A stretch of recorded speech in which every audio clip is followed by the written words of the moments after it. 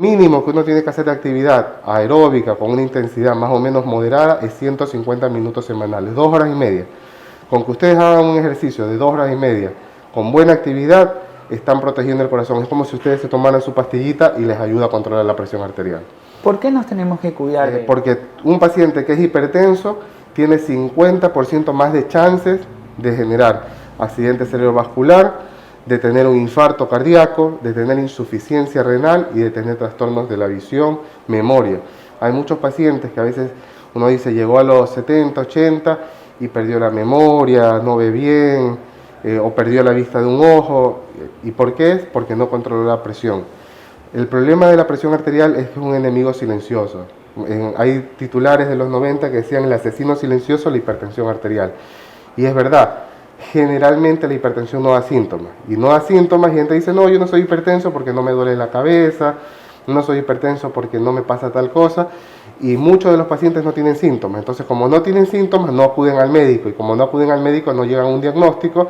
Y cuando ya aparece el síntoma, ya está dañado el riñón, tiene dañada la retina, tiene dañado, tuvo un infarto. Les habla el doctor Manuel Cervantes, director académico del Instituto Clínico Cardiovascular de Santa Elena. Vamos a topar un tema interesante el día de hoy. Vamos a hablar de la presión arterial. ¿Qué es la presión arterial? La presión arterial es la presión que se mide de resistencia dentro de los vasos sanguíneos. Es decir, cada vez que el corazón bombea, genera una presión que permite el flujo de sangre a través de las arterias.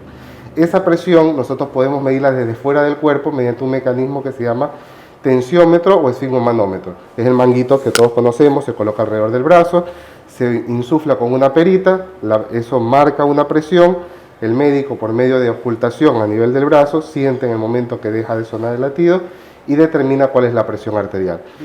Cada vez que el corazón late genera una presión. El momento que el corazón se contrae, la presión sube y tenemos la presión arterial sistólica o la presión arterial, lo que dice la gente, la alta. Esa presión en condiciones normales debe ser hasta 120 milímetros de mercurio. Luego, cuando el corazón se relaja, baja la presión y llega a la presión diastólica, que es la baja normal, que debe ser en promedio entre 70 y 80. Todo paciente, independientemente de la edad, actualmente se considera que la presión normal es 120-80. Ahora, cuando hablamos de presión arterial alta o de hipertensión, el límite de corte es 140 milímetros de mercurio para la presión sistólica, que es la alta, y 90 milímetros de mercurio para la presión diastólica o la baja. Si un paciente presenta más de 140 o más de 190 milímetros de mercurio en la presión arterial, se puede sospechar de hipertensión arterial. Pero ¿cuál es el diagnóstico de la hipertensión arterial? Cuando hablamos de hipertensión arterial como enfermedad. La hipertensión arterial primero tiene que ser diagnosticada por un médico, de preferencia cardiólogo. Generalmente se necesitan 2 tomas de presión arterial por encima del rango normal. Existen condiciones en las que la presión arterial sube. Por ejemplo, un paciente que tiene una infección, que tuvo un traumatismo, que tuvo un golpe, tiene un dolor, sube la presión arterial y eso es normal. Por ejemplo, hay pacientes que tienen un accidente, se caen en una moto, se lesionan el tobillo en un partido de fútbol, van a la emergencia, le toman la presión y tiene la presión un poco alta, puede tener 145-85, puede tener 140-90. En teoría está en rango de hipertensión, pero no porque ese paciente sea hipertenso, puede ser respuesta al estímulo, al dolor o a la enfermedad. Ahora, si en 2 condiciones de reposo, en diferentes consultas o el mismo día, separadas 2 horas, el paciente presenta rangos de hipertensión arterial, ese paciente puede ser considerado para el diagnóstico de hipertensión arterial. La hipertensión arterial puede ser primaria o secundaria. Más del 80% de los casos es hipertensión primaria, que es la considerada hipertensión esencial. ¿Qué quiere decir? Que son pacientes que son hipertensos y no tenemos una causa definida. Puede ser de causa genética, puede ser de causa familiar. Y tenemos un poco menos del 20% de casos que son secundarias. Pacientes que tienen problemas renales y producto de su problema renal son hipertensos. Pacientes que tienen problemas endocrinológicos y producto de ese problema son hipertensos. Entonces, para definir la enfermedad de hipertensión arterial tienen que ser 2 tomas de presión arterial en reposo, con un reposo más o menos de 5 minutos antes de la toma, en condiciones basales y sin que el paciente esté estresado, realizadas por un médico o una enfermera capacitada. Y ya una vez diagnosticada la hipertensión arterial, ¿qué hago? El médico tendrá que investigar las características, las causas, determinar cuáles son los valores que tiene y se dan dos tipos de tratamiento, el no farmacológico y el farmacológico. Hay un gran número de pacientes que con el tratamiento no farmacológico, que es decir, dieta, actividad física, cambios en la vida diaria, mejoran la hipertensión arterial sin necesidad de tener un tratamiento farmacológico.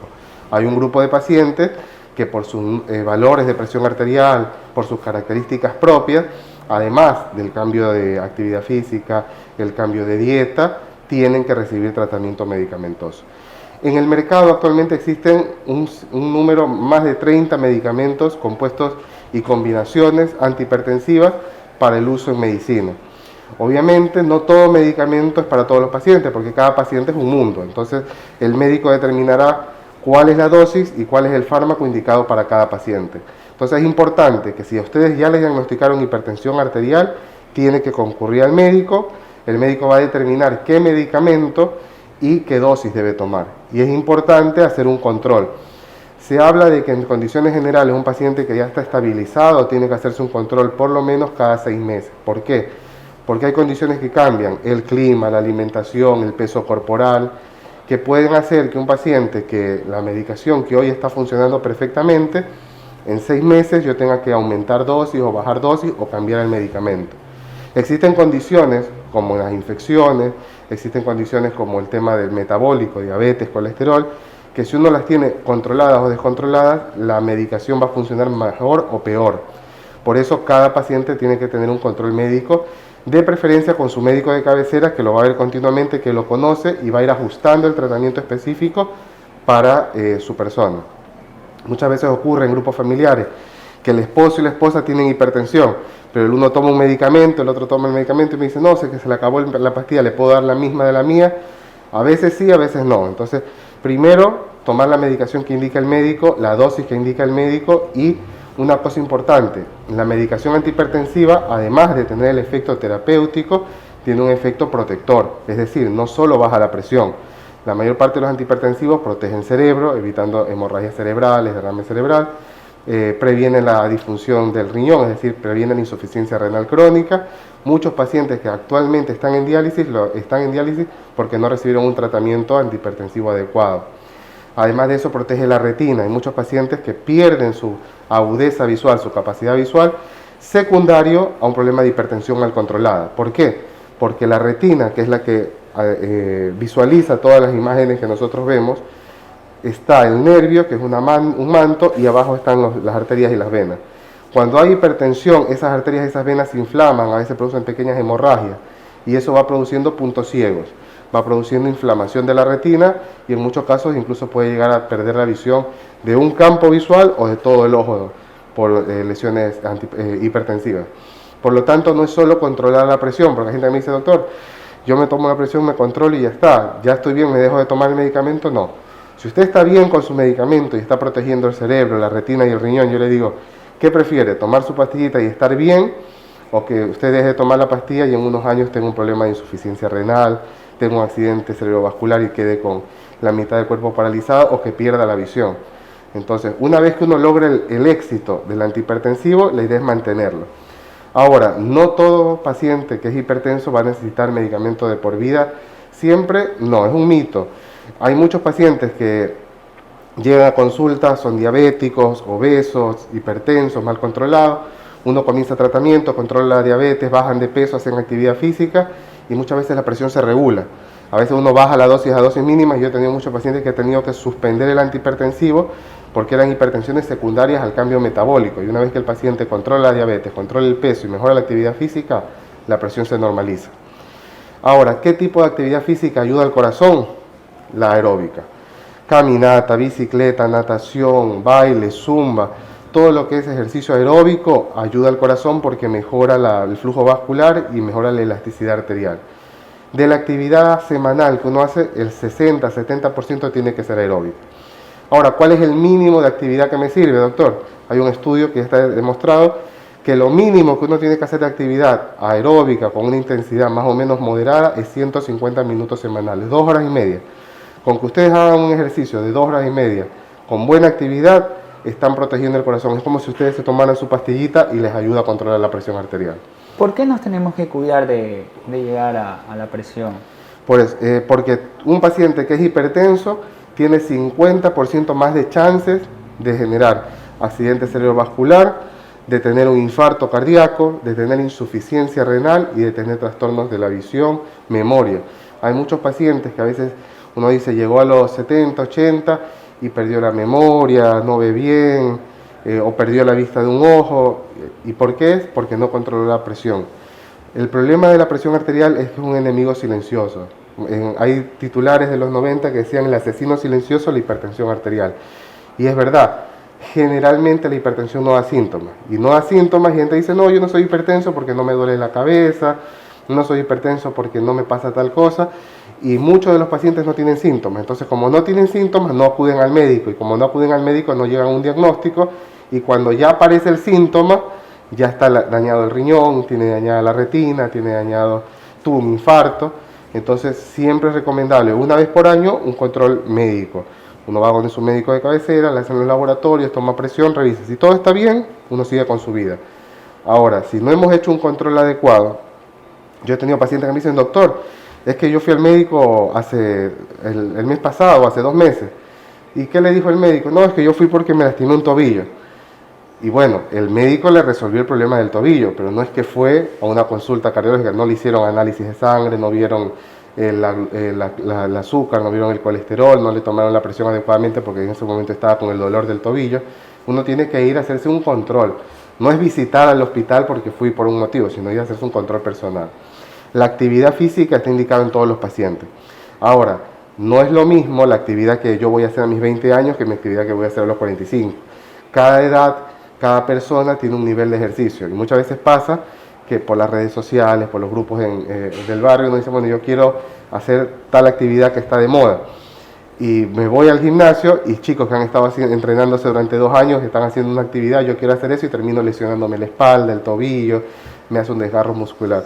Uno tiene que iniciar la actividad progresiva en relación a la persona, es decir, si yo ya tengo un entrenamiento puedo progresar. Si yo no estoy en entrenamiento, tengo que aprender a hacer estiramientos, calentamientos y hacer algo progresivo. Y el corazón también es un músculo. El corazón es un músculo y como músculo hay que entrenarlo. Y así como es un músculo, también se puede sobrecargar. Nos ocurre muchas veces con gente que comienza entrenamiento sin una guía, sin un profesor de educación física o un preparador, que por hacer actividad busca en internet, ve algunas actividades y dice yo quiero hacer esto. Y se sobreentrena y en lugar de ayudarle al corazón genera más daño.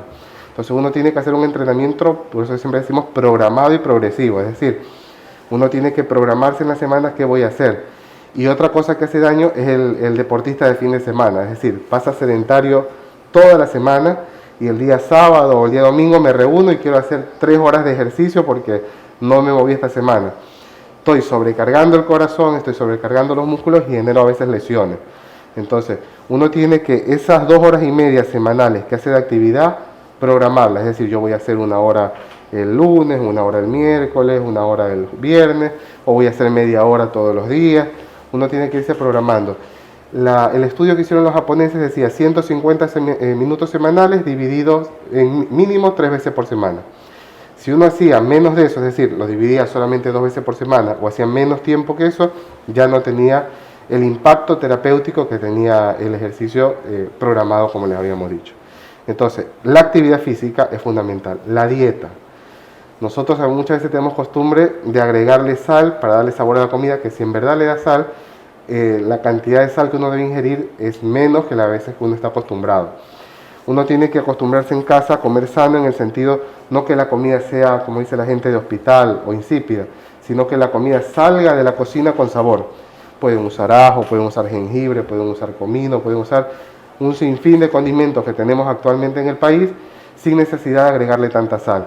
Si nosotros por comer saludable sacamos la comida de la cocina como un poco sosa o sin sabor adecuado, la gente que va a comer decir no, le falta esto y lo primero que le va a agarrar es ponerle sal, porque ya preparada la comida no tiene sentido ponerle comino porque me sabe todo a comino. En cambio, si yo durante la preparación agrego condimentos, ya la comida sale sabrosa, evitamos.